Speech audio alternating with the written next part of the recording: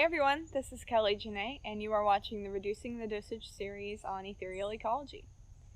I have quite a bit to report, however, I'm feeling a little down and a bit numb in the head about all of it. However, I know I need to make this video, and so I am going to. What's been going on with me lately? Well, I just kind of traveled around the world. I was in Hawaii, and then I was in Mexico, and now I'm back home, and I knew that the homecoming was going to be fairly brutal, and I was in a pretty dark, heavy place. I had called the suicide hotline, and I have basically been experiencing suicidal thoughts and urges, not really urges, but really just thoughts. It's the thoughts that I'm experiencing, and then there's this despair sort of thought loop and feeling loop that comes with those thoughts. Lots of fear around what happens if I cannot get rid of these feelings that I just don't want to exist anymore, which is essentially what it is. It's just feeling like, wow, I've come this far and still can't find joy in my everyday experience, and I'm almost terrified of what I'm capable of if I'm left to my own devices. And, you know, that's just not okay. I'm realizing that this whole process of going down, of withdrawing from this drug, has been extremely difficult, excessively difficult at times, and very destructive actually in my life. And I don't necessarily think that's a bad thing. I think that when I was ready for it, I did it. I said, you know, I'm feeling really stable, I'm feeling ready to start going down, but I went down from 200 to 150, and it was just a big jump. And you know, I finally found a psychiatrist who I actually respect and who respects me, and she is one of the kind humans leading my group therapy, which I will be doing every week pretty much for the next year. And so I've already had about 4 sessions with that group therapy, and it's been really life-changing. So I'll explain it a little bit. It's different from different group therapies because it's not like we're sitting around talking about our problems.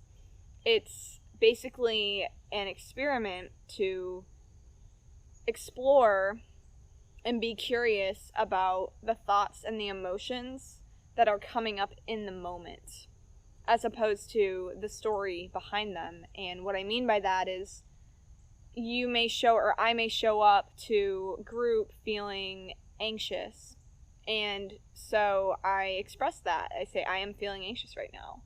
But what I am encouraged not to do is explain myself. I don't say, I'm feeling anxious right now because my boss and blah blah blah and my dad and my, you know, they stop you. Really, they're like, is that important? It's taking you away from the present moment and the feeling. It's like an escapism that we have where we want to explain away all of our feelings, because I'm realizing that as we go through life and we have relationships and communicate with other people, that a lot of times it feels, at least for me, like I'm defending the value of my existence with all of my words, with all of my feelings, and describing why I feel a certain way. And sometimes when I share that I'm having sadness or anxiety, I feel that I get judged, because it's like, how can you feel that way? You have such an amazing life. And then I get defensive, I get angry for not feeling like I can just be listened to, and like it's not fair, and that I'm like, I can't feel the feelings because my life is so great, and therefore I just hold on to them myself. They become a burden on my psyche and on my body and on my heart, and I feel isolated, I feel scared, and mental health, mental illness is no joke, man. It's no joke. My life is really freaking awesome, and I want to die a lot. That's just not okay. So really the moral of the story here is that I have really kind of come to the realization this week that it might be necessary for me to go back up. And I've already gone back up a little bit, because when I was micro tapering from 12.5 milligrams down, it got really intense, and I realized that, and I went back up to 12.5 to stabilize.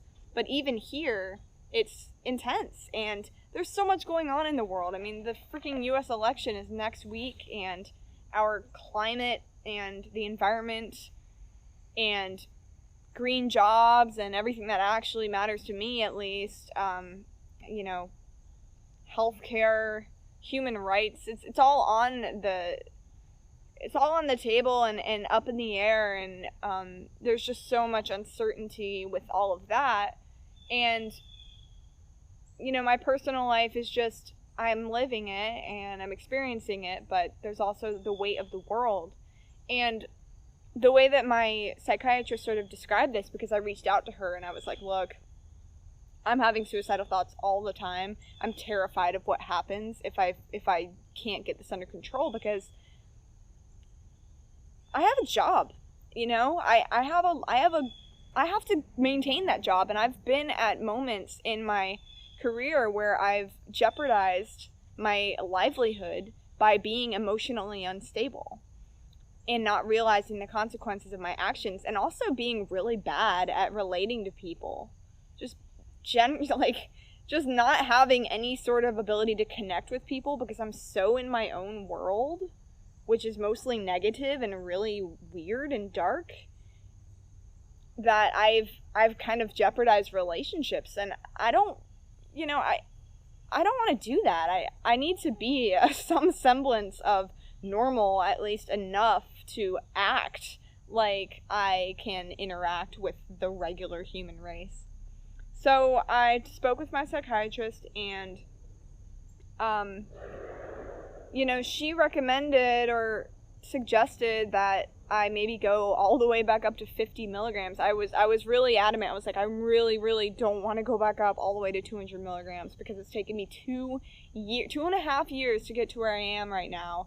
And she's like, don't worry about all that. Like, if you don't need to go there, you don't need to go there. It's not about should or, whether you should do something. It's not a judgment. It's just based on where you are and what you need.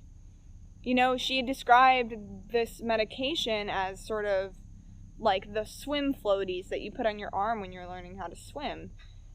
At certain times we feel stronger. I may have felt more strong when I started this process, and I may have had more support. I really did. I had spiritual support in my life, and that sense has sort of dwindled away, and I feel like I'm doing a lot of this on my own. We all are, but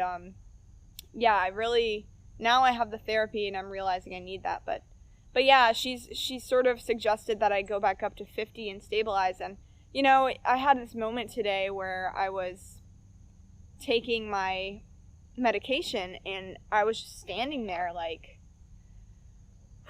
do I take 12.5 or do I take 25 today? And I'm really sort of still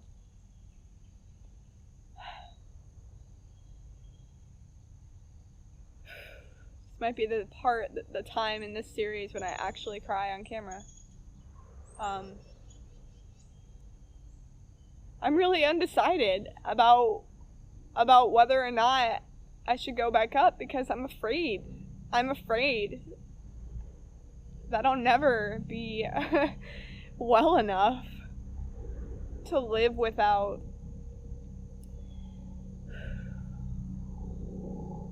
medication.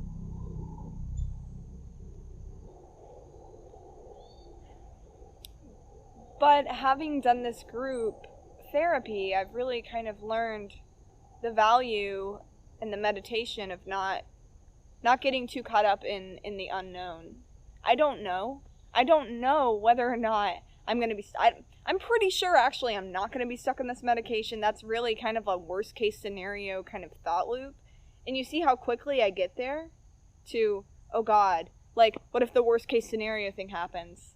And I can't just look right in front of me and see how far I've come and how much of resilience that I have gained through this process of, like, pretty much forcing myself through, like, terrible rapids for 2 years. Like, it's been pretty much since I went from 200 to 150, it was like here, and then it was like, you know, and I'm just like, I'm normal, I'm gonna manifest my reality, oh my God, I'm drowning, you know. It's been that way in my psyche, and it's like, no wonder I feel like I need to share this with people, because this is not easy work, and it's a job in itself.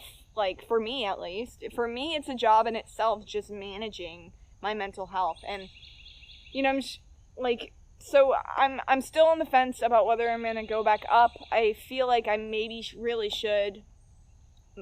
And the only thing keeping me from doing that is fear / ego. Though it doesn't feel so much like ego. It just sort of feels like I'm giving up, you know? It feels like I'm giving up, but no, what I'm doing is just putting some brakes on this, you know, truck of my life that seems to be getting a little bit out of control, going downhill and gaining momentum. And sometimes you just need to pump the brakes, so that sometimes I just need to pump the brakes. I'm trying not to use you so much. I'm realizing that I'm doing that a lot in my videos, and that's another thing that group therapy has taught me, is to rather just relate it to myself, because this is my experience. And you can respond as you will.